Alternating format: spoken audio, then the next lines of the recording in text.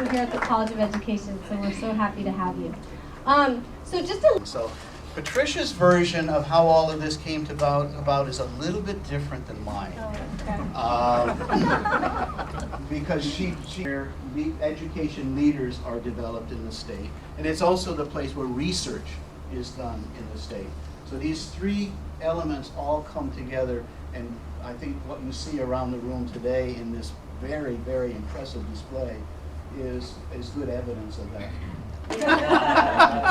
Well, I really wanted to be here today for Patricia because, well, Patricia and I have been working together now for a few years, and when we first started working together, Patricia, as she mentioned, I was in the House of Representatives. But let me back up a little bit. Filipino American History Month was always celebrated in the month of October for many years. But in 2008, I really felt it was important as a member of the House of Representatives to actually put it into law, or pass a bill that would eventually become law. Because I felt that it was important for us to dedicate a time where we can celebrate basically our culture, our heritage, our identity, and really have a sense of place, especially living here outside of the Philippines. You know, as a Filipino living abroad, there's a real longing for your history, for your culture, your identity. And really that's what led me to the University of Hawaii. At the time I was living in the California, in the Bay Area, and I went to a library, actually, and I was looking to do with culture or language because there was a certain point in my life where I realized, hey, I was learning so many things, so many different kinds of histories, many different languages, but none of them were my own native Filipino. And so my journey kind of led me here to the University of Hawaii at the Hamilton Library, where there was an extensive collection of books at the Asian, especially in the Asian department of the library, and of course in the Asian department, Asian Studies department, of course there were books on Filipino and Filipino heritage. And I opened one of these books, and that's what prompted me to basically stay here in Hawaii and pursue an education here. And I found that that was a good thing. I really felt welcome when I saw the books and I saw the section at the Hamilton Library. And so fast forward to today and this book fair, I really wanted to be here precisely because I had worked with Patricia in the past, and she's such an amazing person that she's been such an advocate for our culture, our heritage in her work. We started out working together in 2010, where she developed a program when I was in the House in working with our schools in Kalihi, Fern Elementary School, Kalihi Kai, Kalakaua Middle School, as well as Farrington High School. She started she came to me and said, hey, could you hook me up and help me with connecting with principals of these schools where we have a large Filipino population. And not very many people actually know that I even work at the University of Hawaii. A long time ago, when we had Operation Manong, we had to find an administrative home for Operation Manong, and so I was a member of the Department of Educational Foundation. But occasionally, the associate dean or someone would say, well, hey, Amy, how's the Department of Human Services? I said, fine, the legislature. But I am active in public policy, and I'm really pleased to know that Patricia Halagao will be her nomination.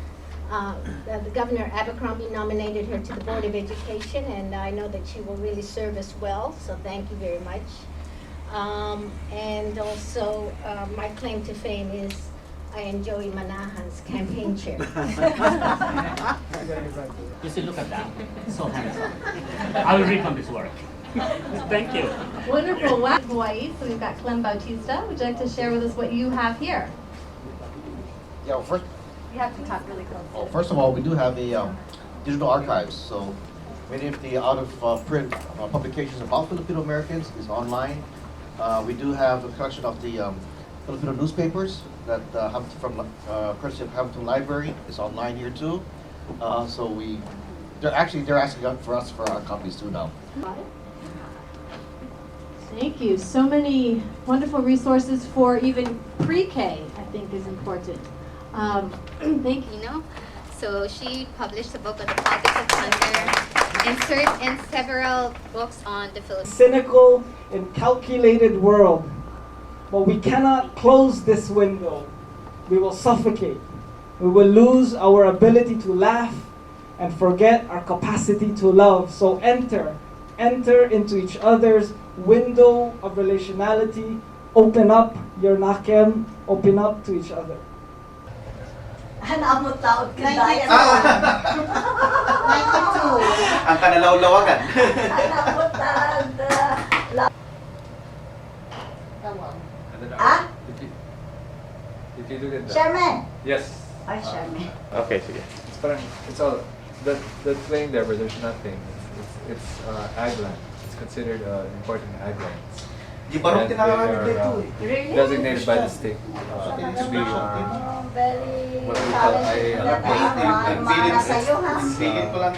dedicated Sige, for tamang lakad farming. dati. It's the most fertile plain we have here Okay. in Yeah. on That's Oahu, really and it's the nice. biggest chunk of agricultural land that we have here. That's where we used to have the sugar cane, and then extended up north to the North Shore where they had the dole plantation, pineapples, and sugar cane. Yeah, that- Today, it's still considered important ag They're lands. here, The or- water that Yeah, comes from my there son is is from in that ditch Manhattan. Okay. that comes from He works Kahalui. there. Okay. So the ditch was dug. My daughter is And in Louisville. She's That taking used her to be master's actually in- desert land. Master's in nursing. But when they built the ditch, then they were able to irrigate and create the Ito yung agricultural lands. Ah? Hi. Okay, recording go. Recording na. So you see the fertile plains over there beyond where they have the houses. There's some farmland, and those are farmlands that were designated by the state as important ag lands, or IAL. And so we dedicated those lands in the state for the purposes of agriculture and farming. And the water that actually comes and irrigates that land comes from the complete opposite side of the island, which is Kahalu, where the water comes from the rain. It goes into an aquifer, and the ditch. There's a ditch inside the mountain that stretches from Kahalu all the way out to the Elo Plain, so that those lands in between can be irrigated. Otherwise, there would have been no way to actually water the lands and use them for farming. That is the biggest chunk of agricultural land we have here on this island, and it's the most fertile, some of the most fertile land we have here in the state of Hawaii, which is why it was designated important ag lands. The only other farming or agricultural land we have left is on the North Shore, and those are, as you know, the pineapple farms, the dole, the one that were located there but relocated since. So those are all sugarcane fields at one point. But those lands are still specifically designated as important ag lands. There's still some farming going on there. Mostly the seed companies, Monsanto, Syngenta, Pioneer, that develop genetically modified organisms or genetically modified crops, basically. Okay, in that area we see the coastal areas, right? And so what are the activities? That must be a seaport? Yes, so this is our Honolulu Harbor. Honolulu Harbor is basically the main harbor of the state, where all the goods of the state are imported and exported.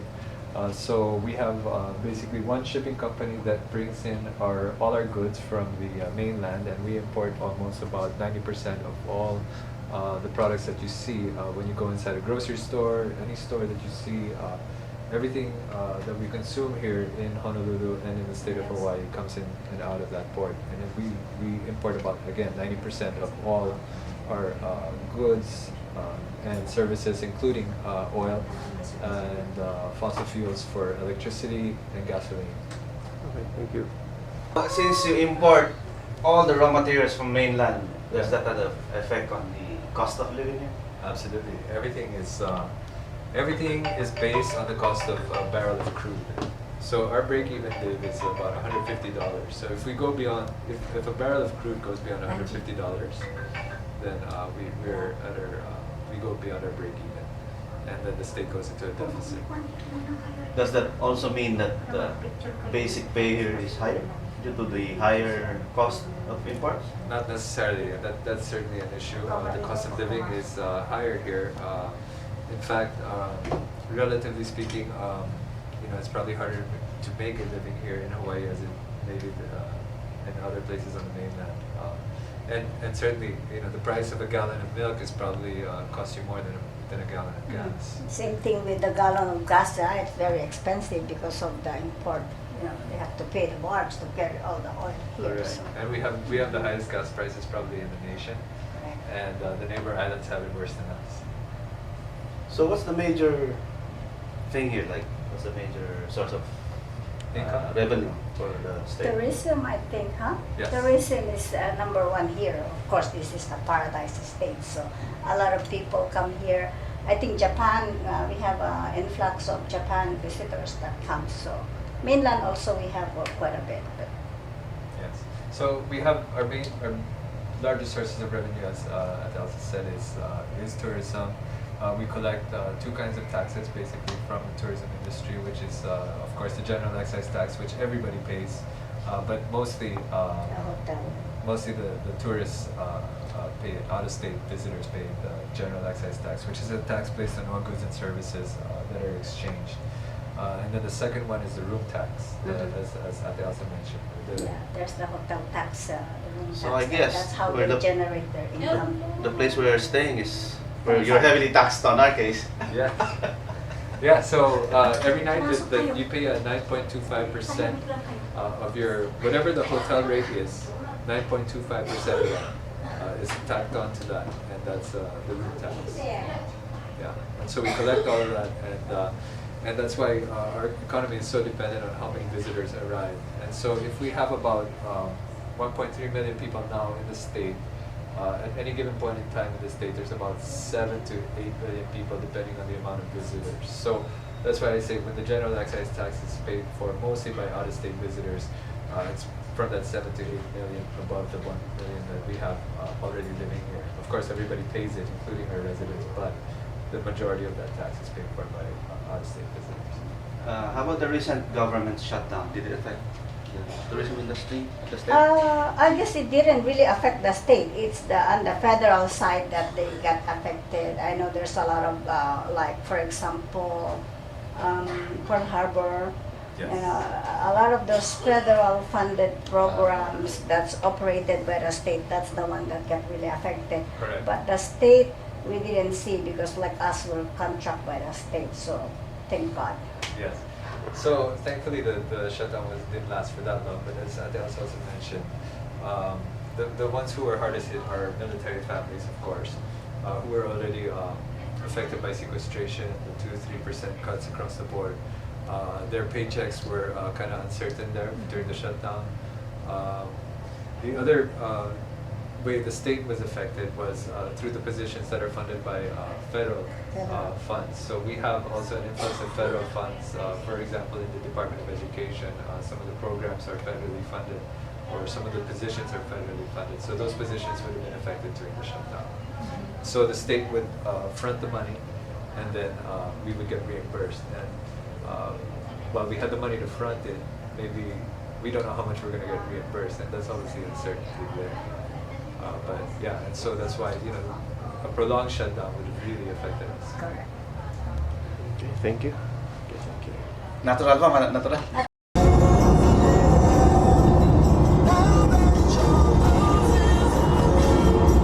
The Fil-Am center now is 250. 250. Oh my goodness, how can I mean, I have 3 children to feed. What do you say? The tickets are getting more expensive. Udah kay Piti ka rin pinta buwan nagsakaw sa kay Ilawagin. Nakpan na Ilawagin. My dad is from Bintag. My mom is from Lawak. So are you? So ano to nakadagpado? Dakay man gawin naman na talaga. Yeah. Yeah, so you do what you need to do. Yeah. Ahora ito gawin yung pamdento pa sa languages. How are you now? Yes, very well, thank you. This is our Dr. Lady representing also the country program. Thank you. Yes. We accept. Thank you. I'm trembling. Yeah. You're sure right now, of course. By the third, it's illegible. Awesome. Good day.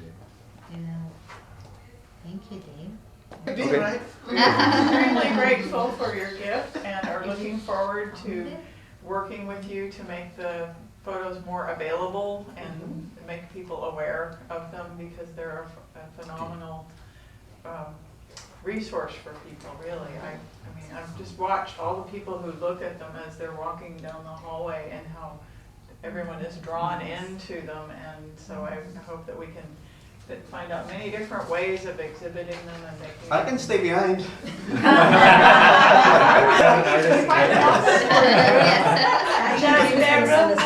Well, are you looking for a wife? No. We can put them on street. Is that the only reason to stay? Pinch hitting. Is that the term? There we go. Yeah. Thank you very much. My fate is sealed with you guys. Yes. I shall stay in the trees. Thank you. It's a smart Claim my stay. For the camera, can we hear an applause? Yay! Thank you.